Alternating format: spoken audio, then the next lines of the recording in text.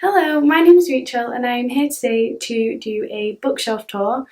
I am doing a bookshelf tour of my books that I have here in Switzerland, not my ones in England. If this was my bookshelf tour of my room in England, it just would never happen because I have way too many books. There is no possibility of organising them enough to actually do a bookshelf tour because I just have too many and it's annoying.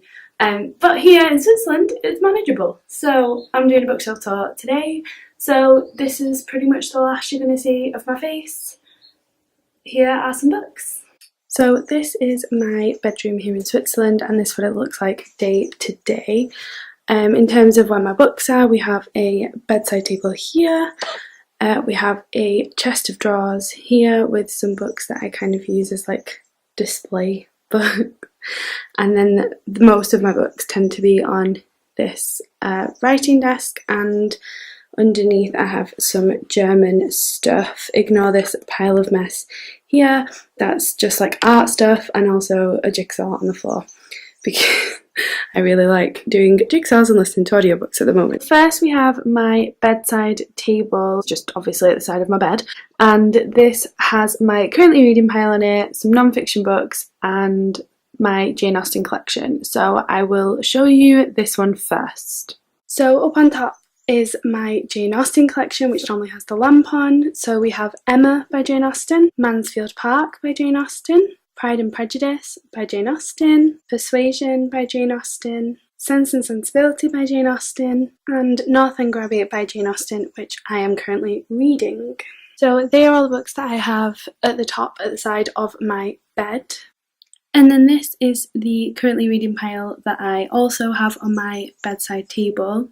So we have Democracy Alive by Paul Cartledge. This is actually my girlfriend's, but I stole it and started reading it. The Underground Railroad by Colson Whitehead. The Bookshop Book by Jen Campbell. Elmi by Fiona Mosley. Body Positive Power by Megan Jane Crabb, also known as Body Posy Panda. Agnes Grey by Anne Bronte. The Boy at the Top of the Mountain by John Boyne. And North by Seamus Heaney. This is a poetry collection. Then inside the kind of boxy bedside table is a few books. These tend to be non-fiction.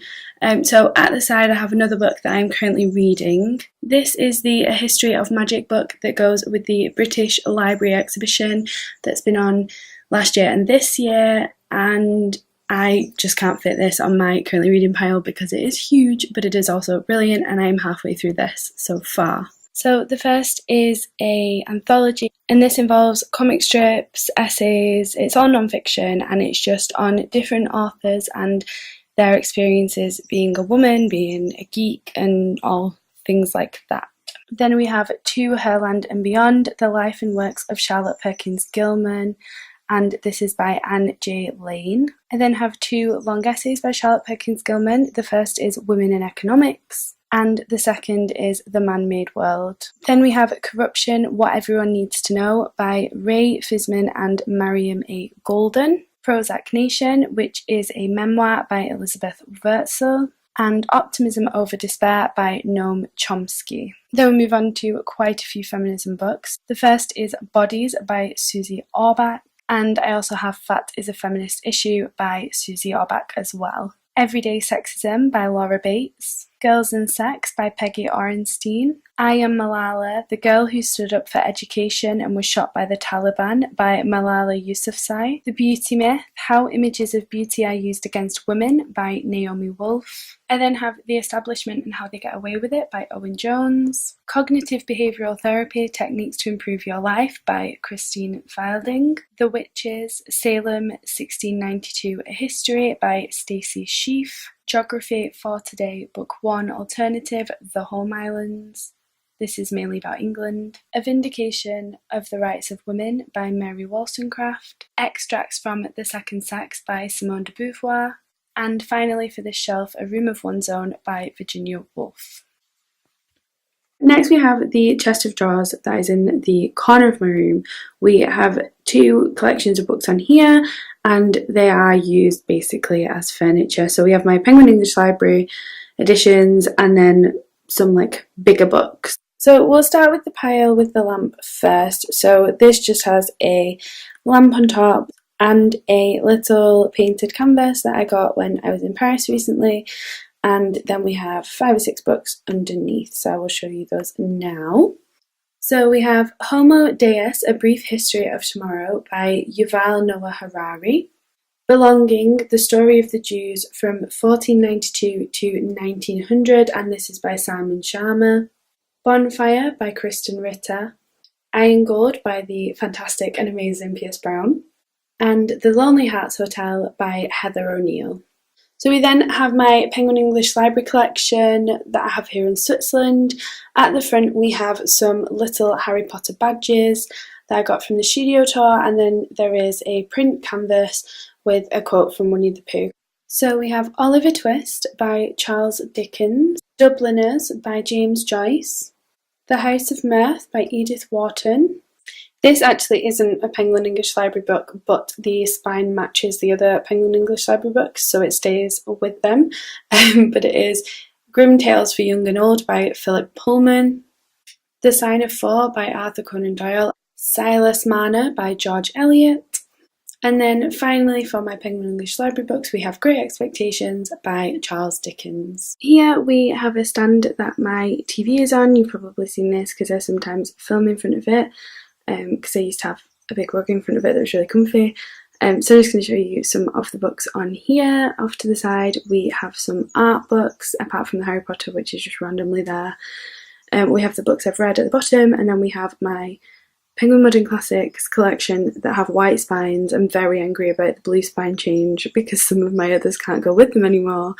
But yeah, we'll just try and pretend that didn't happen. So between the chest of drawers and the TV is mainly where I have like books I've got from art galleries and things like that, so I will show you them quickly. So I have a Ernest Ludwig Kirchner catalogue of all his art from the Davos Museum of Kirchner's works, and this is huge and very heavy. With that I also have that little green booklet, which is just a booklet you get when you go around the Kirchner Museum in Davos. Then we have Kunsthaus Zurich, The Masterpieces, this is like a coffee table book. Then we have the illustrated Harry Potter and the Prisoner of Azkaban by Jim Kay and J.K. Rowling. I don't know why it's in this collection of books, but it's staying there because it's the right size. That might be why. I don't know, but it's staying anyway. Then we have the English edition of the Musée d'Orsay's Masterpieces of the 19th Century. And also the English Visitor's Guide for Musée d'Orsay. This is one of the galleries in Paris. Then we have the English guide for the Musée de l'Orangerie, which I am currently reading. And this goes into the Walter Guillaume collection and Claude Monet's Water Lilies.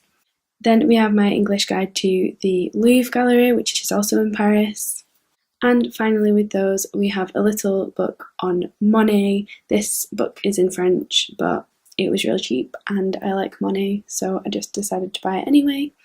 So they are all the art gallery books, and then the random Harry Potter that doesn't belong there. So we then have my Penguin Modern Classics collection, like I said, the white spine ones, and some candles, so I'm just going to get rid of the candles and then I can show you the books. So we have Lolita by Vladimir Nabokov, and Pale Fire also by Vladimir Nabokov. In Cold Blood by Truman Capote, and Breakfast at Tiffany's also by Truman Capote. The Diary of a Young Girl by Anne Frank. Henry and June by Anais Nin. The Lonely Londoners by Sam Selvon. And finally for these books we have Tender is the Night by F. Scott Fitzgerald. So then underneath the unit that my TV is on we have my read books. Mostly the books on my shelves are unread because once I've read them I take them home when I go back to England and I swap them out for ones I haven't read. So I keep my read books separate so that it is easy to find them when I am going back to England. So it's not the best aesthetic, but here are some wires. Fantastic Beasts and Where to Find Them by J.K. Rowling, and this is the illustrated edition by Olivia Lomanet-Gill. Monstrous by Marjorie Liu.